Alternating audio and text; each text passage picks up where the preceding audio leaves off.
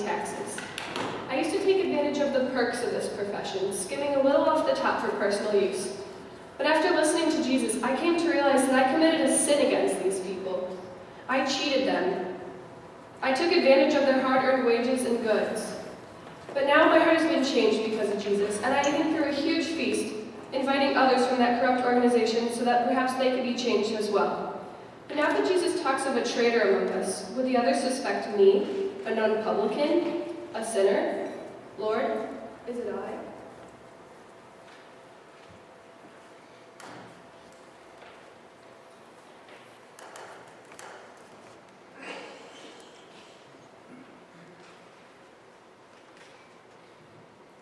Before Jesus called me, I was a member of the Zealots. We believed in God, and that God alone ruled over the holy nation of Israel. And we refused to pay homage or taxes to any Roman governor. It goes against my nature, but Jesus teaches us that God ordains all powers and governments on earth, allowing them to rule over us, and we should give our due and treat them with respect. Since following Jesus, I've tried to channel my zeal into telling others about him, and to gather people for his kingdom. Is there a traitor among us? A Roman, perhaps. How could any of his followers question his power and authority? He is God. He is God. He is our King, and he is greater than any government.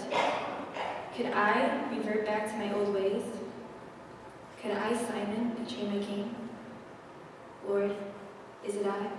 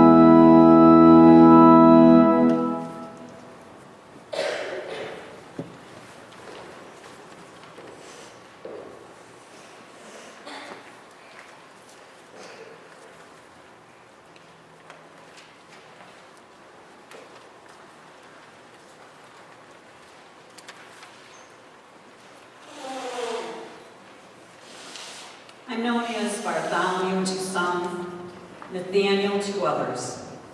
I've been a diligent student of the Scriptures and a disciple of John the Baptizer. My friend Philip told me about this Jesus of Nazareth, that he was the one about whom the prophets had written. At first, I was skeptical. Jesus of Nazareth? Filthy, immoral place. Can anything good come out of Nazareth? But then I met Jesus, and he seemed to know me already, to know my innermost thoughts. Although I've always been a devout man, I realized that Jesus was offering something more intimate, more personal than my religion ever offered before. For over 1,000 years, we've celebrated the Feast of Passover. We've remembered the slavery in Egypt, the bitter slavery with the bitter herbs. We remembered the 10 plagues with the 10 drops from the goblet.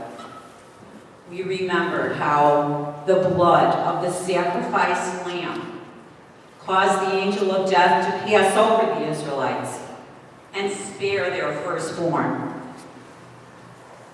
We remember how God set his people free. Oh, that wonderful story.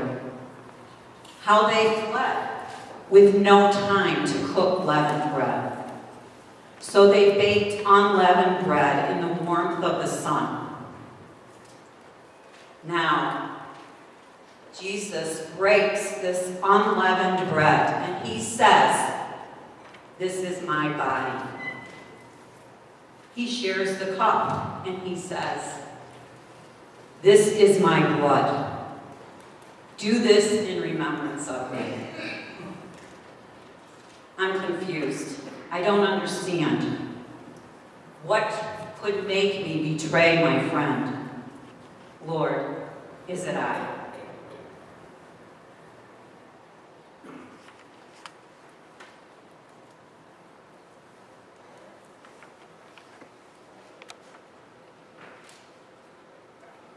My name is Philip. Jesus came to me one day when I was working and said simply, "Follow me." I spent an entire day with him, and I was convinced that this is truly the promised one. It has taken me some time to realize and understand that this man, this fulfilled promise, is God here among us. Recently, thousands of men, women, and families were sitting on the hillside listening to him teach. Jesus asked me where we could buy bread to feed them all. At once, I thought only of the actual physical cost of such a venture, why our treasury does not hold such funds.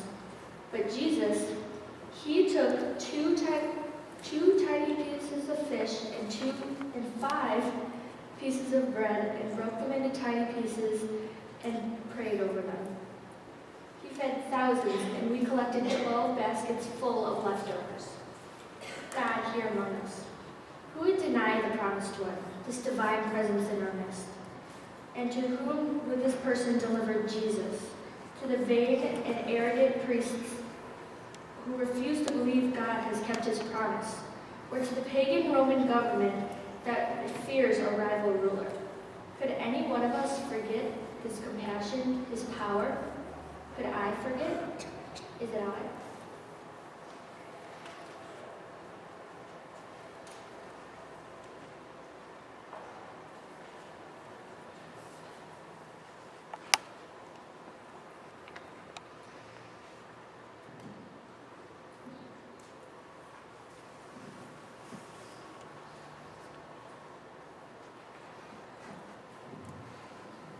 His hands, carpenter hands, weathered hands, so gentle and loving.